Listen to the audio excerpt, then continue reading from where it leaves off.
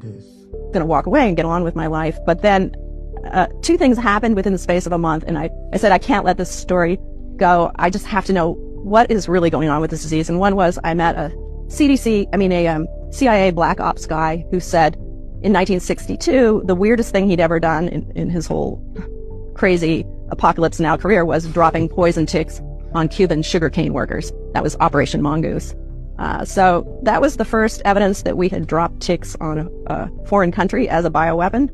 And then the other thing is one of my filmmaker friends went out to Willy Bergdorfer, and in a very long interview, at the very end, he said, yeah, when I investigated the Lyme disease sickness in the late 70s, early 80s, there was another organism there. It wasn't just Lyme that was making people sick. It was, and I was told to cover it up. It was probably a rickettsia. He didn't release all the information, but what he said was confirmed by copies of his lab books and subsequent interviews that I had with him. Pardon my ignorance, what is the disease you described, the other one? Rickettsia? So it's a rickettsia. It is the same organism that causes Rocky Mountain spotted fever, and that's the most deadly tick-borne disease in the United States. It also was a germ that was being weaponized by the U.S. military at the time, and they tried to stuff it in ticks. So what is tick weaponization? So in the interviews with Willie, what he said was, I spent over a decade in the biological weapons program, a contractor to Fort Detrick, working on weaponizing fleas, ticks, and mosquitoes, trying to mass produce them, stuffing fleas with the plague, stuffing mosquitoes with deadly Trinidad virus,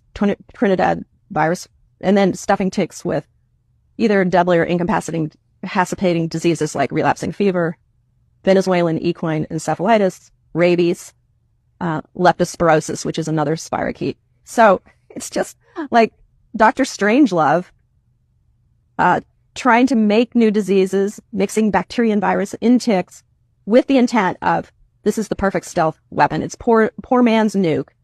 You drop these insects on an enemy. It weakens the population. It ties up the medical resources, but doesn't destroy infrastructure like a nuclear bomb would. And in one report from a bean counter in the military, they said, tularemia, which is tick-borne tularemia, also rabbit fever, we can kill 10,000 people at $1.33 a life. So anyways, it was just, there was more to tick-borne diseases than we realized, and I began suspecting that Willie was right, given this context.